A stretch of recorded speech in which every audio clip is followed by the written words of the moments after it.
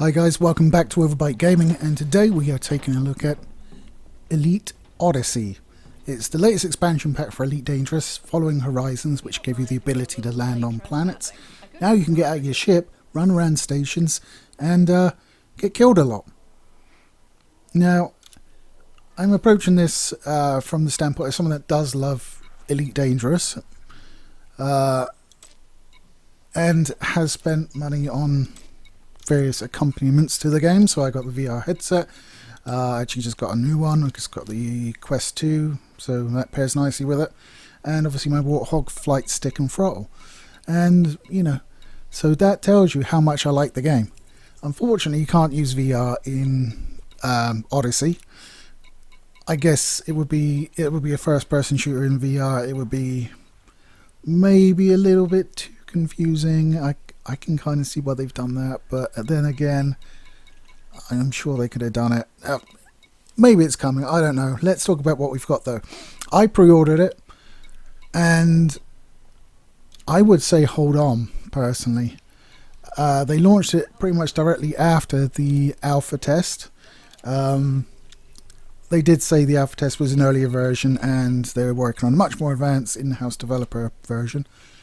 They were just taking comments from the alpha testers, which is okay. I can see them doing that, but then again, they didn't fix everything brought up in the alpha test, and they might have been better off doing a beta test afterwards, just off the top of my head, because it really needs balancing, in my opinion.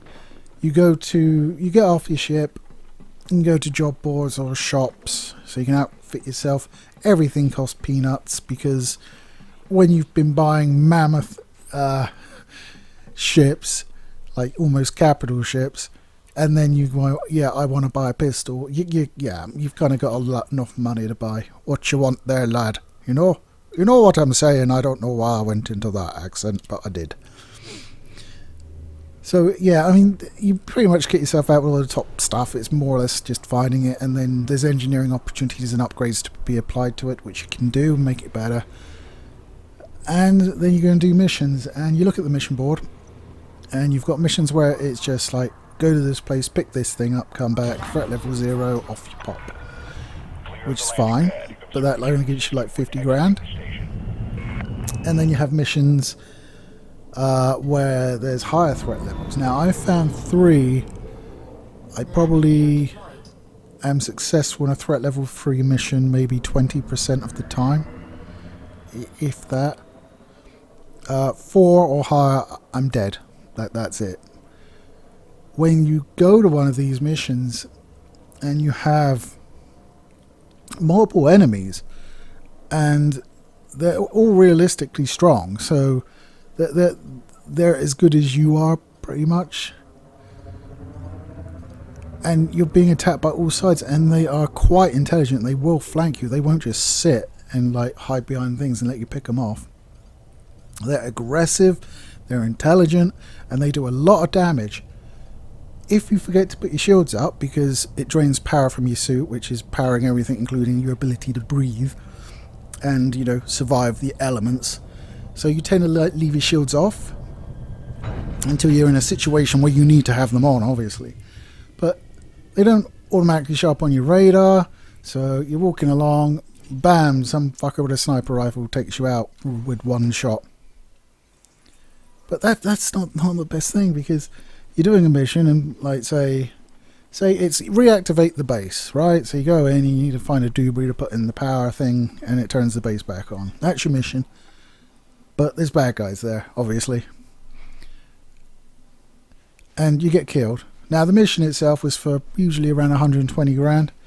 Well, the fine you get for failing the mission is 100 grand, and you don't get to try it again. So you die, you respawn basically about 10 clicks off the landing pad, and you think, oh, I can just try it again. No, you've already failed it at this point.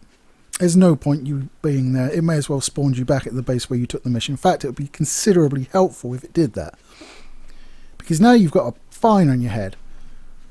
And I don't know if I just missed a trick, but every time I've got a fine on my head and I go back to the place that put the fine on me, they kind of attack me and destroy my ship.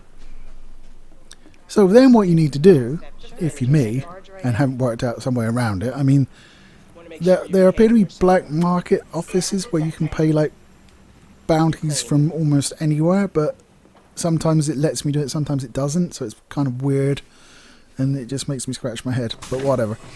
So if you're me, okay, you've got a fine of 100 grand, which is almost as much as the mission was worth if you did it. And then, okay, so I can't go back to that place to pay the fine in the ship that the fine is on. So I need to buy like a little shitty ship from somewhere else, fly that back, pay the fine, and then pay to have my ship transferred. Also, I can take another mission at a preferred station where I'm apparently allied, except if I earn 100 grand, obviously, with them, so I get higher mission rates. So, it's a real pain in the ass. Can I help you? I mean, if you only get one bite of the cherry and you die so quickly, you know, the fine, I'm okay with the fine. 100 grand's fucking nothing in the world of Elite. Absolutely nothing. So that's fine, but like, the time investment it takes to fly to where you're going, to land it, especially if it's on a planet, which it always is. So you land it on the planet, go in, you spend maybe 10-15 minutes, if you're lucky, almost completing the mission, get killed. Then you have to fly to another station. After it's respawned you back inside the planet atmosphere, so you have to fly back out again. So you have to go to another station, buy a ship, get in the ship, fly across to the first station. You see what I'm going. It's just a massive time sink just to retry the mission again. And like these missions, they're paying what, maybe 200 at the top end, 200,000. I mean, I can make 7 million in cargo run. It takes me a lot less time. Why am I bothering with this? Outside of the fact it's cool that I can be walking around on planets and shit. It just doesn't seem like the reason to be doing it is there yet. I mean, I kind of thought, well, maybe, you know, if you started a character and you just didn't go with a ship, would it be possible to play as a Marine? Well, because it only lets you have one character, I can't fucking find out. I mean, you have taxis that you take places and then call them in, which was in the beta. It's boring as hell because you're not flying it, you're just waiting. In a co-pilot seat with no access to anything other than sort of sorting out your loadout for the mission up ahead.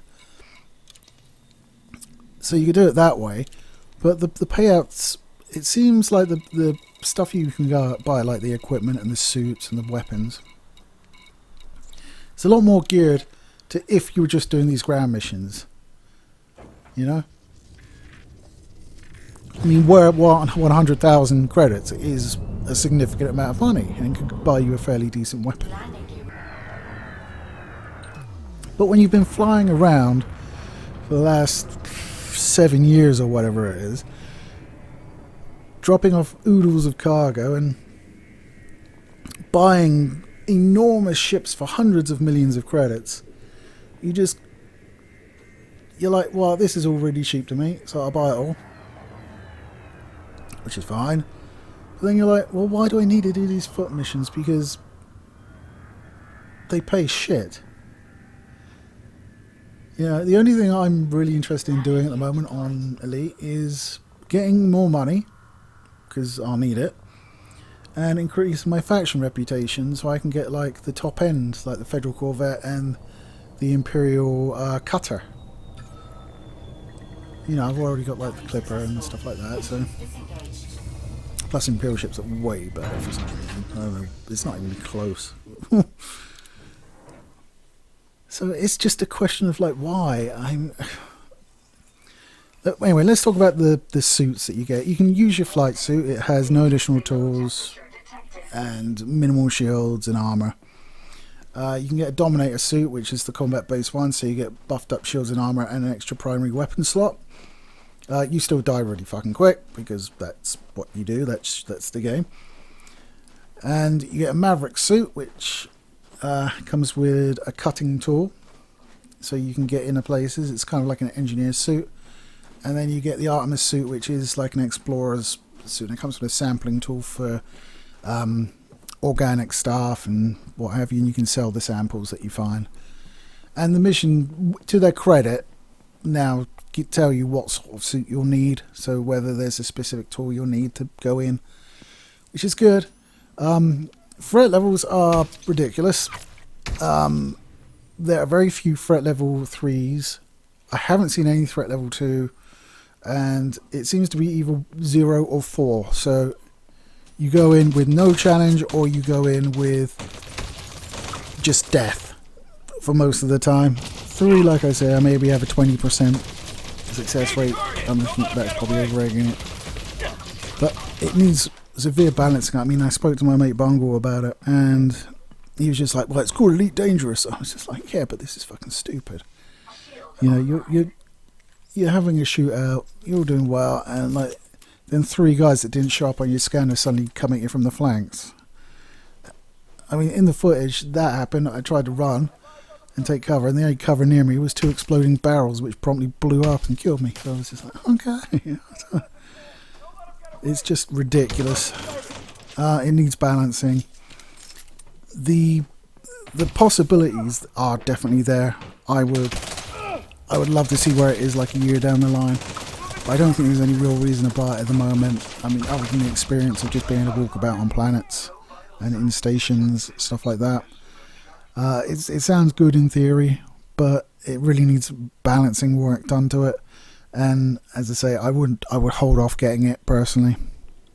I mean, I kind of knew a little bit what I was getting into, but the curiosity was there for me, and plus I could, you know, make this video and tell you guys. So guys, that's my thoughts on Elite Odyssey. Save your money for the moment. You know, if you want to get it, fine. I mean, you can still play Horizons. I mean, they have rejigged like the menus for Odyssey. I don't like them as much because I'm so familiar with the other version. It would be nice if they let you sort of switch back and forth, but I'd rather see them get Odyssey to where it needs to be.